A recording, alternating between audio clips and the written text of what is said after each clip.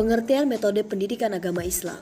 Metodologi secara bahasa berasal dari bahasa Yunani, yaitu metodos, yang bermakna cara atau jalan, dan dari kata logos yang bermakna ilmu.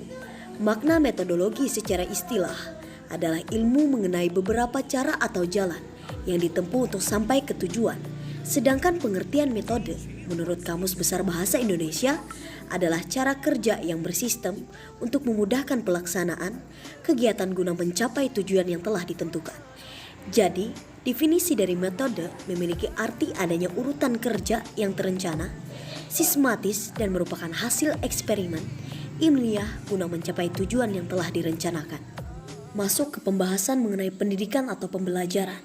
Merupakan sebuah kegiatan yang ditunjuk untuk membelajarkan siswa, dapat diartikan juga bahwa pembelajaran adalah suatu usaha yang terencana dalam proses belajar mengajar.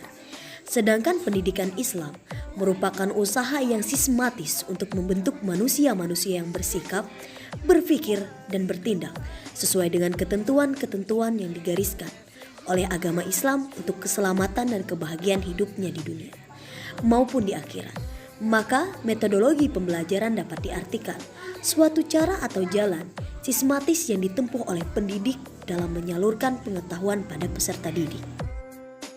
Masuk ke pembahasan mengenai metodologi pendidikan Islam. Metodologi pendidikan Islam adalah jalan yang ditempuh pendidik untuk memudahkan dalam membentuk pribadi muslim yang berkepribadian Islam dan sesuai dengan ketentuan Al-Quran dan hadis. Macam-macam metode pendidikan Islam. Yang pertama yaitu Al-Hikmah Mau'izatil Hasanah Mujadalah, ialah metode mengajar dengan menggunakan kalimat yang tegas dan benar, dengan kalimat yang menarik dan menyenangkan jiwa, sehingga mudah diterima. Metode yang kedua yaitu metode Amsal, ialah metode mengajar dengan menggunakan ungkapan terhadap sesuatu.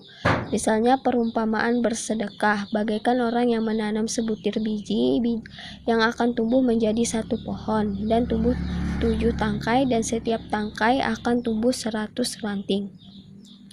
Metode yang ketiga, metode cerita. Metode ini ialah mengajar dengan menggunakan cerita. Demikian Al-Quran mengajar dengan cerita, yaitu cerita orang-orang yang berakhlak mulia dan cerita orang yang akhlaknya tercela. Semua itu supaya dapat diambil pelajaran atau hikmahnya. Metode yang keempat, metode bertanya. Cara mengajar dan mengajukan pertanyaan kepada siswa. Banyak ayat Al-Quran yang dimulai dengan pertanyaan. Misalnya, dalam surah Al-Ghasyiyah ayat 1-2. Sudahkah sampai berita kepadamu tentang hari kiamat? Pada hari itu, banyak wajah yang tertunduk dan terhina. Metode ini bisa dimodif sesuai dengan pelajaran yang akan disampaikan. Bisa anak didik yang bertanya dan guru yang menjawab, atau bisa anak didik yang menjawab pertanyaan dari gurunya. Metode yang kelima, metode Sawiyah. Cara mengajar dan cara berjanji atau berwasiat. Seperti Nabi Ibrahim mengajari anaknya dan berwasiat agar tetap menyembah Allah Subhanahu wa taala meskipun Nabi Ibrahim telah tiada, dan jangan sampai kembali kepada Allah kecuali dalam keadaan muslim atau beriman. Metode yang keenam, metode karya wisata. Cara mengajar dan mengajak siswa ke suatu tempat yang bersifat sejarah atau tempat yang memiliki nilai pendidikan, melihat alam sebagai bentuk keagungan Allah Subhanahu wa taala. Prinsip-prinsip metode pendidikan Islam. Pertama, prinsip memberikan suasana kegembiraan. Prinsip ini dapat dirujuk di dalam ayat Al-Quran dan hadis antara lain, yang artinya Allah menghendaki kemudahan bagimu dan tidak menghendaki kesukaran bagimu. Quran Surah Al-Baqarah ayat 185. Yang kedua, prinsip memberikan layanan dan santunan dan lemah lembut, sebagaimana firman Allah yang artinya, maka disebabkan rahmat dari Allah lah kamu berlaku lemah lembut terhadap mereka, sekiranya kamu bersikap keras lagi berhati kasar, tentulah mereka menjauhkan diri dari sekelilingmu. Karena itu maafkanlah mereka, mohonkanlah ampun bagi mereka, dan bermusyawarahlah dengan mereka dalam urusan itu. Kemudian apabila kamu telah membulatkan tekad, maka bertakwalah kepada Allah. Sesungguhnya Allah menyukai orang-orang yang bertawakal kepadanya. Quran Surah Al-Imran ayat 159. Yang ketiga, prinsip kebermaknaan bagi peserta didik. Sebagaimana sabda Nabi SAW berikut, yang artinya, berbicaralah kamu kepada manusia sesuai dengan kadar kemampuan akal pikiran mereka. Al-Hadis.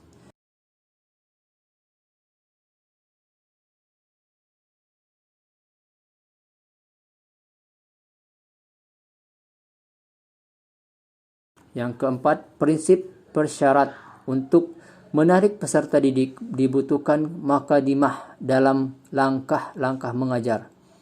Di dalam Al-Quran banyak ayat yang memberikan persyaratan kepada manusia yang menjadi sasarannya dengan menggunakan kata-kata yang mengandung tanbiyah atau minta perhatian yang difirmankan pada awal suatu surat. Misalnya kata Alif Lam Mim, Kaf Ha Ya Ain dan Sad, Alif Lam Mim Sad, dan lain sebagai yang mengandung makna bahwa firman yang hendak disampaikan Allah kepada manusia adalah amat penting karena mengandung permasalahan baru yang harus mereka perhatikan sepenuhnya.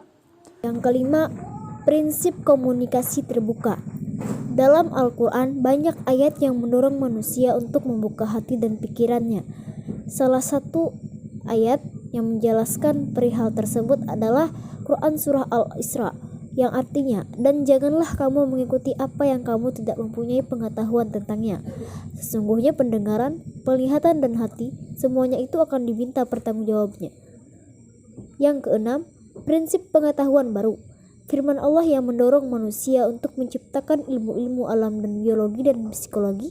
Di antaranya ada terdapat dalam Quran Surah Al-Fusilat yang artinya kami akan memperlihatkan kepada mereka tanda-tanda kekuasaan kami di segala wilayah bumi dan pada diri mereka sendiri, hingga jelas bagi mereka bahwa Al-Quran itu adalah benar.